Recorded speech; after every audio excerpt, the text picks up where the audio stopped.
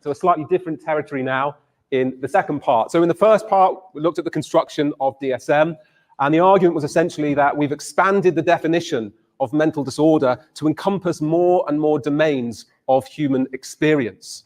Now, one of the consequences of that, of course, is that we've created a larger and larger market for psychopharmaceutical medications, right? Because the more people out there in society who are disordered, the more people out there who are going to need treatments. Now, this has happened in an era when there has been a dearth of social alternative provision. So the inevitable consequence of that has been more and more prescribing as a consequence of more and more over-medicalization. Let me just give you a sense of scale. Last year in the NHS, 500,000 people were given psychological therapy as an intervention. Last year in the NHS, 7.4 million people were prescribed an antidepressant. So you can see the imbalance in provision here. This is made all the more concerning given that the research shows that when people go to see their GP because they're suffering from emotional problems or acute emotional distress, the vast majority of those people actually want some kind of psychological or social intervention, not an antidepressant. But what they invariably get is an antidepressant because provision for the alternatives are at an all-time, well, they're actually better than it was, but it's still, comparatively speaking, very low. And this can partly explain why, and I want this statistic to stay with you. Over 20% of the adult population in England was prescribed a psychiatric drug last year alone. Over 20% of the adult population of England was prescribed a psychiatric drug. 16% were prescribed antidepressants, the rest antipsychotics, stimulants, anxiolytics, etc., and so forth. And this figure has doubled in the last 15 years. In addition to that, not only are we prescribing double the amount of drugs we did to 15 years ago, but the average duration of time a person spends, for example, on an antidepressant has also doubled. 10 years ago, it was about a year. Today, it is around 2 years. In fact, half of all antidepressant users in England have been taking antidepressants for at least 2 years. So not only is prescribing going up, but we're staying on the drugs for longer and longer. And this is particularly concerning given the following facts, that long-term use is not associated with good stuff, okay? Increased severe side effects, the impairment of autonomy and resilience, increased weight gain, worsening outcomes for some people, poor long-term outcomes for major depressive disorder, greater relapse rates, increased mortality, and an increased risk of developing neurodegenerative diseases such as dementia. So we should be concerned about these current trends, this epidemic of overprescribing. So how then does the relationship between over-medicalization, which manuals like DSM have encouraged, and rising drug consumption actually operate?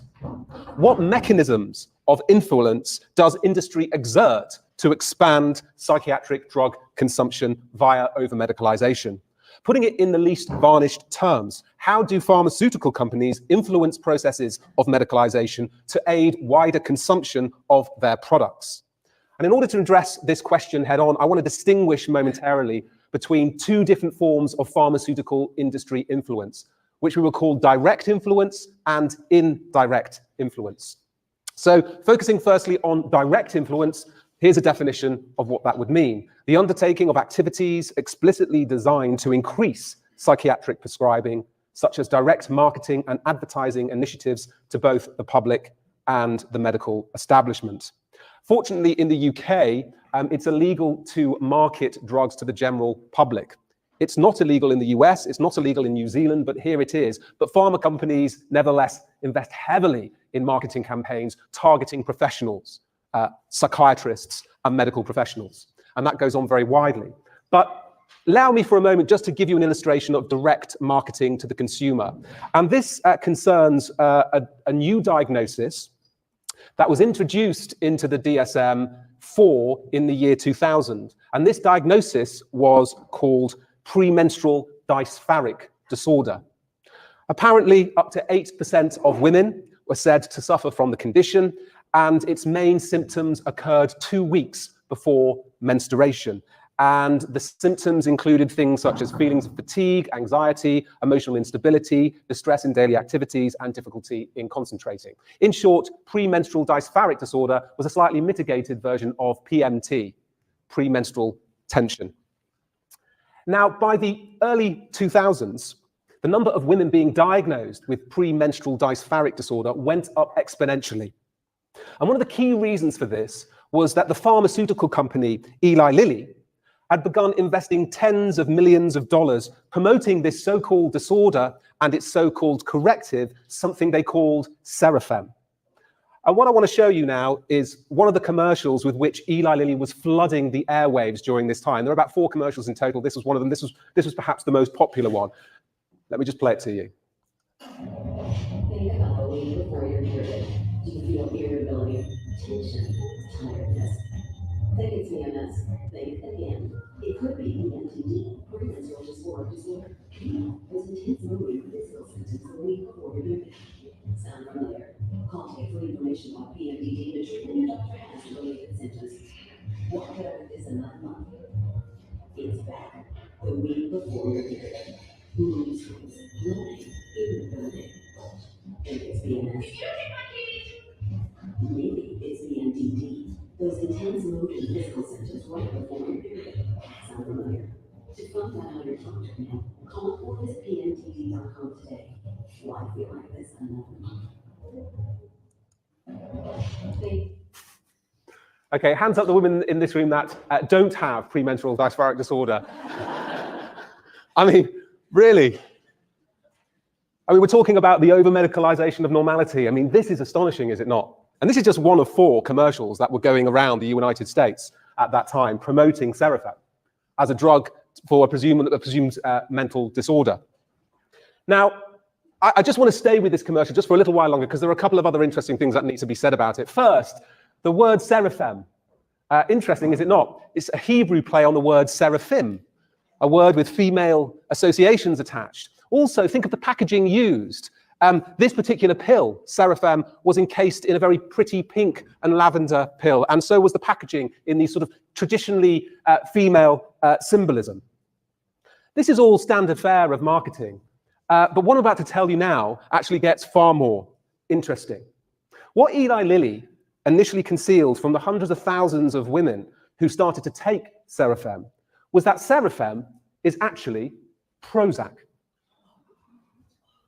Prozac and Serafem are both made by Eli Lilly, and chemically, they are exactly the same. Hundreds of thousands of women were taking Prozac, and they didn't know it. They just repackaged the pill. Now, I've given you that example because I don't want you to go away thinking that direct marketing is good and pure, because it's direct, because it's obvious, everything's fine. We can laugh at this stuff. Isn't it funny? We're not that stupid. But you didn't know what I just told you, did you? And nor did the women who were taking Serafem know they were taking Prozac.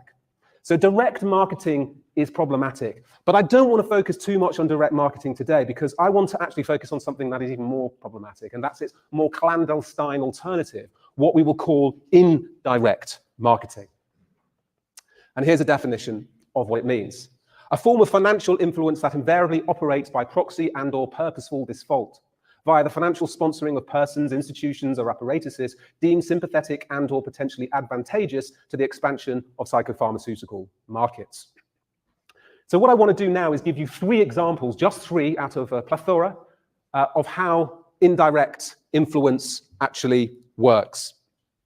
The first example I want to give you is perhaps the most obvious example. And this occurs by way of industry financially sponsoring what are called key opinion leaders. These are senior members of the medical or psychiatric profession who get paid and will do and say things consistent with industry interests. And to get a sense of how common these financial conflicts of interests are, a couple of years ago, a respected watchdog charity in the United States, in fact, one of the most respected in the US, called ProPublica, looked at all of the payments that were made from the whole of the pharmaceutical industry to the whole of medicine. And what they found was that half of the highest payments made by the whole of pharma to the whole of US medicine were made to doctors in a single speciality. And that was psychiatry. So psychiatry was taking more of the higher payments than any other area of medicine. Another example, when researchers at the University of Massachusetts inspected the financial interests of the people who sat in and helped construct the DSM-4, this is what they found, and this is the piece of research I'm alluding to here by Cosgrove. What they found was that 56% of the people who were involved on the advisory panels and the consultancy groups for the construction of DSM-4, 56% of them had one or more financial tie to the pharmaceutical industry. And then get this, on the panels that considered the disorders for which drugs are the first line of treatment, 100% had financial ties to the pharmaceutical industry. Now, this form of influence is so powerful due to how typical and routine it has become within the psychiatric profession, a typicality that has seemingly inoculated many to the depths of the biasing effects. An example of this was dramatically illustrated to me a few years ago in the Houses of Parliament. There was a debate around DSM, and Alan Francis had been invited to it. And during that, I decided to point out to him how many people on his DSM-4 had financial conflicts of interest with respect to the pharmaceutical industry. And his response was this: well, you know, I know what you're saying, James, but ultimately, we were all real good guys. That was the phrase used. We were good guys. We were just trying to do what we thought was best. But I have to admit, it was remiss of DSM-4 not to have a conflict of interest policy at that time. Well, following DSM-4, DSM-5 did have a conflict of interest policy, and the reason for that was post-DSM-4, medicine became more and more concerned about financial ties to industry, and there was a lot more pressure for them to be transparent, and there was certainly a lot of pressure on DSM-5 to be more transparent regarding its ties. So it was more transparent. So let's have a look at what we can find. Of the 29 members of the DSM-5 task force, the people who wrote and put the manual together, 21, it turns out, had financial ties to the pharmaceutical industry, including the chair of the DSM task force, David Cuffer, and the vice chair, Darrell Reiger. Now, while, of course, those possessing financial ties to industry often dismiss or downplay their biasing effects, and I should know this because I've interviewed so many of them, the research is very clear that they bias those receiving them, both individuals and institutions, towards favoring psychopharmaceuticals in their clinical, educational, and research activities. In other words, such payments bias clinicians, researchers, and institutions in industry-friendly directions. Now, given that DSM medicalized huge swathes of painful normality, driving up drug prescriptions as a consequence, it's concerning that those responsible for the creation of DSM were at the same time receiving money from industry. They're going to be less concerned about one of the major consequences of over-medicalization than somebody like me, who wouldn't ever take money from industry. So that's the first and most obvious example of how indirect influence works. But let me now give you another example by bringing things slightly closer to home. And I'm going to do that now by referring to, and by the way, here's the research, some of the research, there's an awful lot out there, but some of the research into the biasing effects of such conflicts of interest. I want to now refer you to these two documents used in the NHS. Now, these are two of the most powerful documents in mental health. And the reason for that is because these two documents have been used for the last 15 years throughout primary care to help doctors determine whether or not the people sitting in front of them have either anxiety or depression. Depression is PHQ-9, anxiety is GAD-7. So you give these to your patient, they tick some boxes, and depending on the score they get determines the intervention you offer.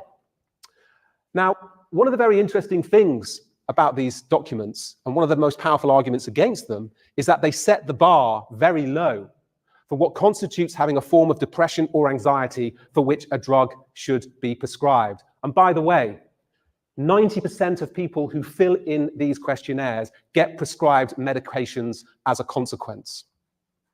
Now, what the tens of millions of people who have filled in these questionnaires in the NHS and have got prescribed drugs as a consequence almost certainly did not know was that these documents were developed by, their distribution throughout the NHS was paid for by, and their copyright was owned by Pfizer Pharmaceuticals, which incidentally makes two of the most prescribed anti-anxiety and antidepressant drugs in the NHS. So here you have a company setting the bar very low for what constitutes needing a drug, while at the same time as manufacturing and profiting from those drugs. And this has been going on within the NHS for 15 years. In fact, if you go onto Google, if any of you are online now, and you type in sort of depression, NHS, etc., 9 times out of 10, you're going to find the PHQ-9 coming up first, and that's the document you have to fill in to assess whether or not you have depression, and if so, how severely. Okay. So another example of how industry indirectly is promoting over-medicalization and as a consequence, over-prescribing. Can I give you the third and final example now? This concerns a personal anecdote. So 12 months after DSM-5 was published in May 2013, actually it wasn't 12 months, it was 6 months, excuse me. 6 months after, I was in New York City, and I was in one of those Airbnb apartments. I was up on the upper end of near Columbia University in one of these apartments one evening, and I'm checking my emails, and I decided to go online and actually look up, what's going on in the publishing market, what books are selling well in the United States at the moment. So I go to Amazon, and I open the page, and I stop. And I look, and I can't believe what I'm seeing. At that point, 6 months after DSM-5 was published, the highest selling book in the whole of the United States was DSM-5. Now, just to give you a sense of scale, Harry Potter, yeah, very popular. I have 2 little kids, and they're really into it at the moment. This was the time when Harry Potter was really big. Harry Potter was at number 7. 50 Shades of Grey, some of you may know that one. Number 9, again, very popular. DSM-5 was number 1. But in addition to that, guess how much a paperback version of DSM-5 cost, the cheapest version? $88 a copy. So who was buying this book? Right? Who's buying it? So the next day, I'm interviewing a prominent medical anthropologist at New York University. We do our interview, and at the very end, and she works in mental health, so she knows the system very well, I asked her what was going on. I said, I've been online last night, I found out this information, what's going on? And she stopped, she said, James, you don't know. And I said, well, no, tell me what I don't know. And she said, from my experience in the New York State area where I work in primary care, what's happening is the pharmaceutical industry is buying DSM in bulk and then distributing it for free to clinicians up and down the country. And that is why the sales are so high. Why would industry do that? It just makes complete business sense. The more people who are being medicalized, the greater the market you have for your own products. Now, I tried to verify this. So I contacted Amazon. They would not declare who was buying the books. They're not legally obliged to do so.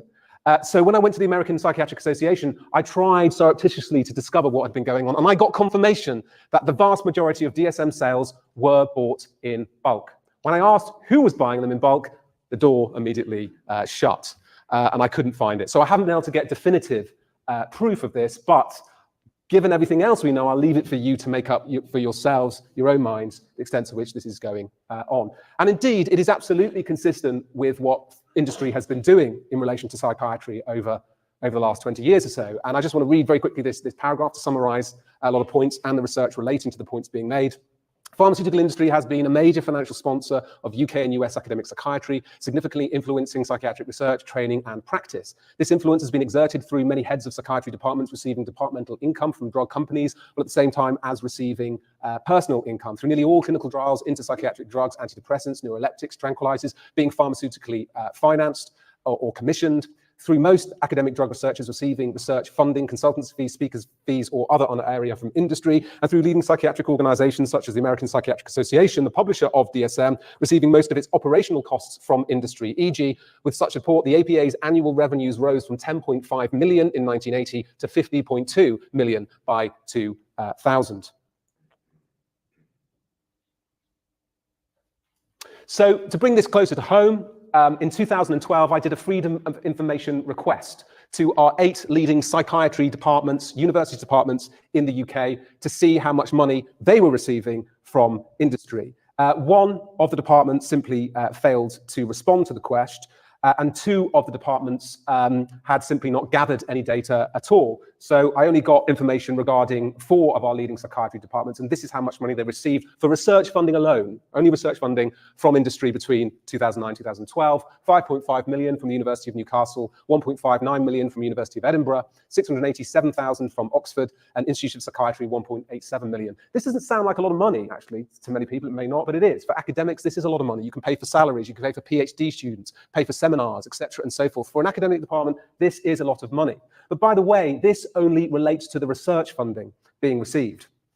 Private industry income received by faculty isn't gathered by the university, so money for consultancy work, speakers' fees, and other honoraria, as British universities are simply not obliged to gather this information. This is what Liverpool University stated. Psychiatrists are not required to report individual payments to the university, so we don't hold any information which could be provided in response to this part of the request.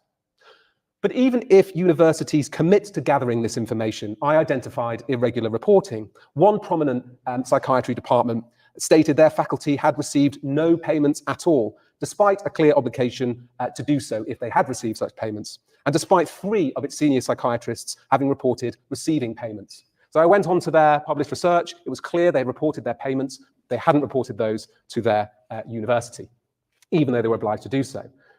The important point I'm trying to make here is that through the era of psychopharmaceutical expansion, neither universities nor any other private or public body in the United Kingdom has been legally obliged to declare the names of individual psychiatrists and the precise levels of industry income they receive each year. And this is concerning given such payments have demonstrable biasing effects on both clinical research and practice. They foster professional industrial dependencies and allegiances, and in the case of speakers' fees and consultancy fees and other honoraria, these payments are seen by pharmaceutical companies as investments from which a measurable return is expected. They don't just give this money out for nothing, they give it out for an effect. And if an individual doctor isn't delivering, then the money will be taken away and it will be given to a doctor who is. And there's lots of documentary evidence supporting this. These are investments from which a return is expected, and yet doctors do not have to report their financial conflicts of interest to any agency or any authority in the UK. It's absolutely, in my view, unacceptable. That pharmaceutical companies have actively used these extensive financial ties to shape practice and ideology within the mental health field, driving up prescription rates as a consequence, this should surprise no one. But the extent to which such companies have promoted increased prescribing by corrupt means is still not fully appreciated. So I'd like to focus very briefly on this issue now by drawing upon a case study. And by the way, I've just got about 10 minutes left before we can finally have our Q&A. But I just want to focus on a case study because I think it's quite illustrative of some of the problems we encounter in this area. In May 2000, Dr. Charles Schultz, a psychiatrist at the very height of his powers, walks up to a podium at the annual meeting of the American Psychiatric Association and announces a breakthrough in antipsychotic drug research. The breakthrough amounts to the development of a new drug that has, quote, dramatic benefits over its competitors. Its name is Seroquel, and because of its superiority, quote, patients must receive these medications first. 2 months before this commanding announcement was made at the APA and to the national media, the pharmaceutical company that manufactures Seroquel, AstraZeneca, was in disarray. They had just discovered that further research into Seroquel had revealed that the drug was far less effective than its arch-rival drug, a drug called Haldol. The document containing this finding was being circulated among senior staff at the company who were now not quite sure what to do. An internal email written at the time and later released by the company during litigation captures the mood very well. So this is the email going around. Jeff and Mike, here's the analyses I got from Emma. I've also attached a message I sent to her yesterday asking for clarification. The data don't look good. In fact, I don't know how we can get a paper out of this. My guess is that we all, including Schultz, saw the good stuff and then thought further analyses would be supportive and that the paper was in order. But what seems to be the case is that we were highlighting only the good stuff and that our own analysis now supports the view out there that we are less effective than Haldol and our competitors. Once you've had a chance to digest this, let's get together or teleconference and discuss where to go from here. We need to do this quickly because Schultz needs to get a draft ready for the APA and he needs any additional analyses we can give him well before then. So this is the company thinking, what we're going to do. And look at the relationship between Schultz, the psychiatrist who's going to present it as an independent academic at an APA academic conference. Look at the relationship between him and the company here. So in this email, the publications manager at AstraZeneca casts about for a solution. He knows the research into Seroquel doesn't look good, yet he also realizes that Schultz has to present a paper on Seroquel at the American Psychiatric Association's meeting in 2 months' time. If Schultz reports the negative data, the drug is presumably doomed. A way out is needed, and fast. So what does the company do?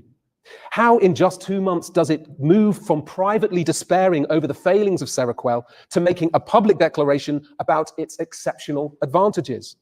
Does the company rapidly undertake a new study that finally secures Seroquel's superiority? Does it reanalyze the old data only to discover that its previous negative interpretation was wrong? The company does neither. There is no time. And even if there were time, the existing data is definitive. The drug is weaker than its competitors in many areas. That, it seems, is plain for all to see. At this point, you'd probably expect the company to cut its losses and with regret to publish the whole truth. But the company does not take that route. Presumably there's too much money at stake. And anyway, perhaps there's another way out. Sure, it's not an ideal route to take or even an honest one, but given the money that could be lost, it has to be worth a go. The company therefore opts for a strategy known in drug research as cherry picking.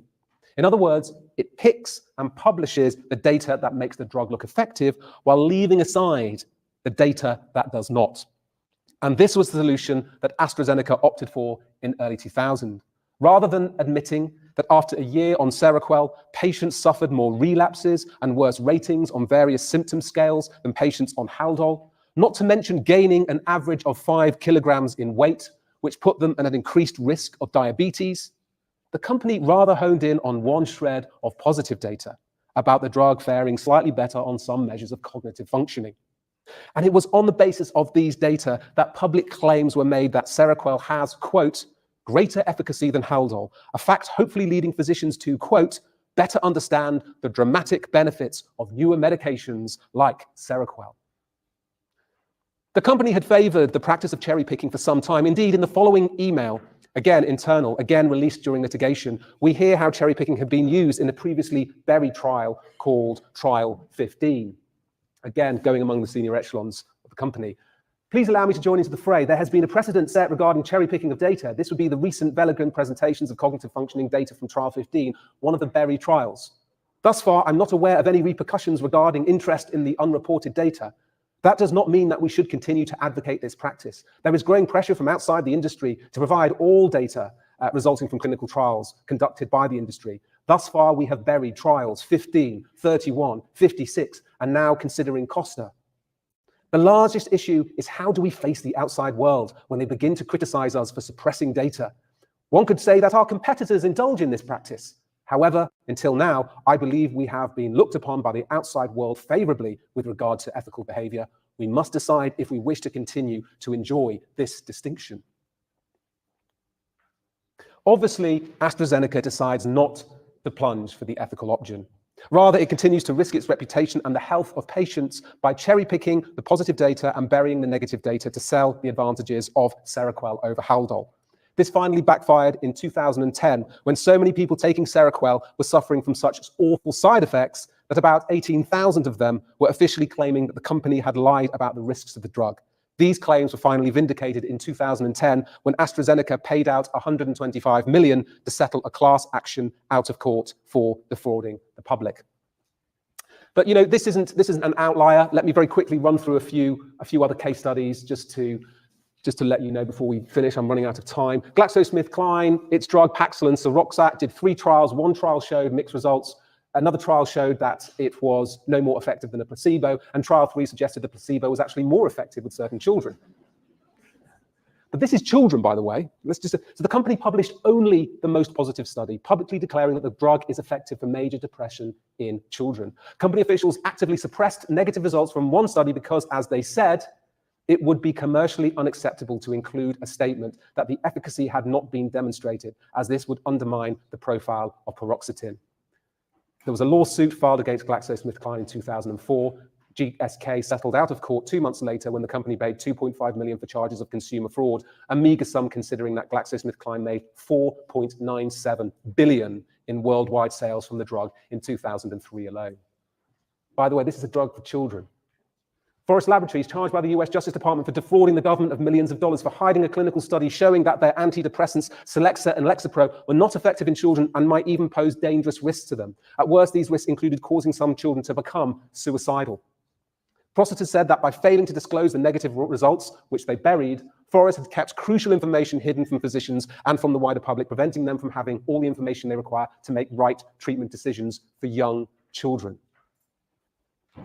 Pfizer, reboxetine, marketed as Adronax by the drug giant, our friend Pfizer again, is no more effective at countering major depression than a placebo sugar pill. Pfizer withheld negative trials from publication on 74% of the patients the article surveyed were actually left unpublished. Authors concluded in the BMJ that if the excluded data had been included, the evidence would have showed that the risks of taking the drug far exceeded the benefits. Yet reboxetine has been approved for marketing in many European countries since 1997 and is still being taken by thousands of patients in the UK today.